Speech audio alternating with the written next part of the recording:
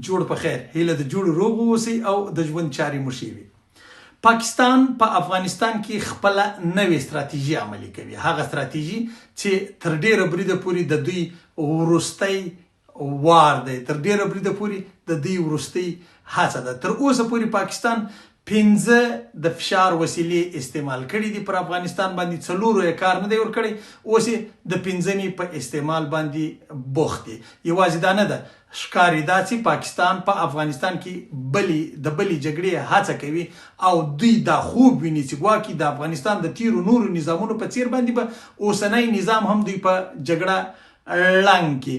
خو دا چې څه پیښیږي پر دې باندې نن خبره کوو. زه میرویس افغان یم او نن د چهارشنبې ورځ ده، د جولای میاشتې 29مه نیټه ده.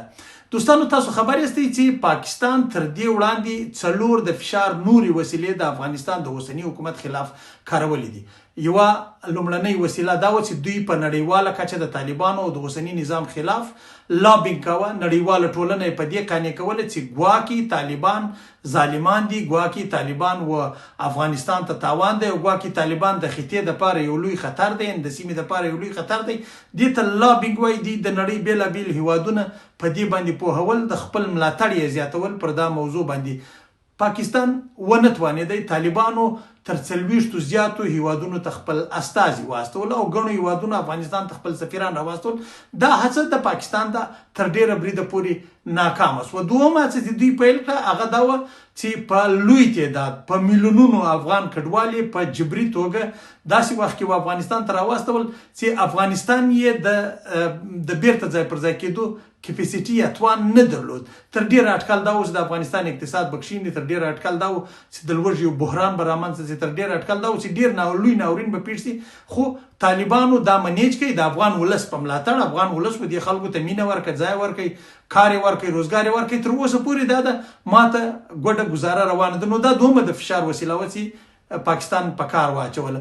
دریمه د فشار وسیله چې پاکستان په کار واچوله هغه پر ډیورنډ کرښه باندې د دروازو بندېدل و. دوی بیا دروازې بندولې، دروازه خلاصه کړه، دروازه بنده کړه چې اقتصادي فشار پر افغانستان باندې راوړي او افغانستان د لوږې او له یو بحران سره مخامخ کړي.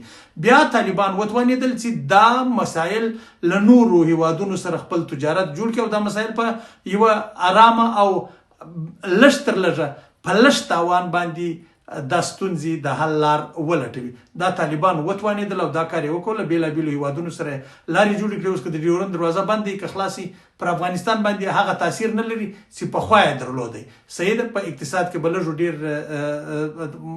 پر ولس باندې به لږ ډېر فشار راغلی وي، اما په هغه کچه چې پاکستان یې تمه درلوده رانغلی.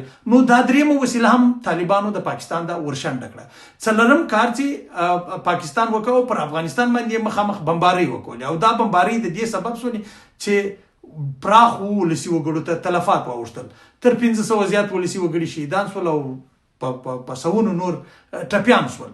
دی نه یوازې دا چې د افغان ولس د پاته افغان ولس غبرګون یې هم راوپاره، که څه هم 99.99% افغانان له پاکستان نه نفرت کوي. دا خبره کلیر ده، سیده ده، چې نه کوي هغه به پاکستانی وي، خپل کار کوي.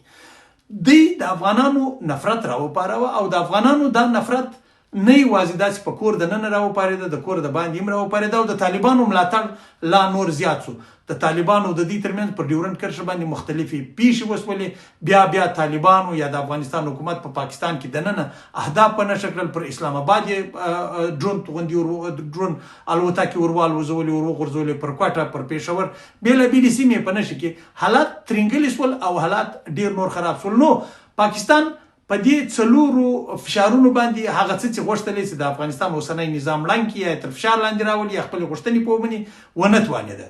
نو دې کې دوی د ننه پراکسیز لرل، دوی په نظام کې د ننه خپل ځینې کسان لرل، له هغوی څخه هم ګټه اخیسته، د هغوی په لاس باندې معلومات راغونډول، فرست هینډ معلومات، یعنې هغه لومړني معلومات پاکستان ته په لاس ورتلل. دا ټولې شانې وکړل، دا ټولې هڅې وکړلې، خو ونه توانېدل او دا 4 واړه فشاره د طالبانو له لوري ناکام شول. البته زه بیا وایم د ولس په ملاتړ، ولس د طالبانو ملاتړ کړی دی تر اوسه. دا چې اوس څه پیښیږي پر دې باندې دا د غږېږو. 5مه وسیله دوی خپل پراکسیز یا خپل هغه لاسپوڅي به ورته ووایو، دا یې په کار واچول چې راسي لوبه بدله کړي، لوبه داسې بدله کړي چې په افغانستان کې دننه بریدونه وکړي، په افغانستان کې دننه جګړه وکړي او د خپلو پوځیانو پر ځای، یعنی د پاکستاني پوځي پر ځای باندې افغانان له افغانانو سره وجنګوي. د دې پروژې د اخیستلو لپاره قسم پر دې باندې ما په 2023 کال کې زه تللی وم، زه وګرځېدم، بېلابېل سیاسیون مې ولیدل، ما ته دا درک معلوم شو چې پاکستان تیر نظامیان سره ټولې. ما یو ټویټ هم کړی، ټویټ ما په ټویټر کې پروت دی په ایکس کې. نو دا پاکستان دا هڅه کوله او پاکستان تر یو اندازې پورې بریالی شو چې خپل ځینې لاسپوڅي پر ځان راټول کړي او په افغانستان کې یو بل جګړې ته لاره ورکړي. اوس څه به کېږي؟ پاکستان دا فکر کوي چې که دوی جګړې ته لاره ورکړي، لکه د سردار داود خان خلاف چې دوی جګړه کوله، لکه د نور محمد تریکی او حفیظ الله امین او ببر کارمل او ډاکټر نجیب الله خلاف چې دوی جګړه کول، دوی فکر کوي د طالب خلاف به هم دا جګړه همداسې کامیاب وي. داسې نه ده. ولې داسې نه ده؟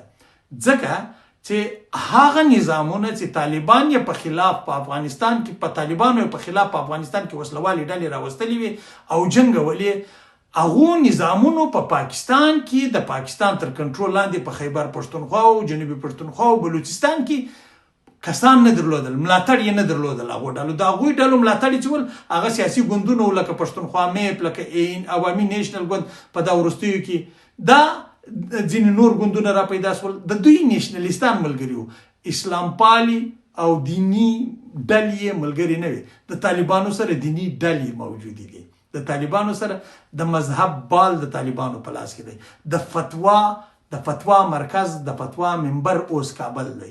نو پاکستان نسی کولای چې په هغه وسیله باندې دا خلک د دوی د وجنګوي. څه به کېږي که دا جګړه زور اخلي، که دا جګړه نور پراخیږي، که دا جګړه واقعي یو د جګړې اوس فعلا خدا یو تبلیغاتي کیسه ده، تر ډیره بریده پورې دوی رسنۍ لري، پاکستاني رسنۍ، پاکستان ته مطلوبي رسنۍ، د پاکستان لاسپوڅي رسنۍ، د افغانستان دشمني رسنۍ، د افغانستان دشمن اکاونټونه، د افغانستان دشمن اشخاص، هغوی په دې باندې بوخت دي چې دې ته د جګړې رنګ ورکړي. جګړه نه ده تر اوسه پورې، نه دا جګړه دی په اساني باندې پیښېدلی شي.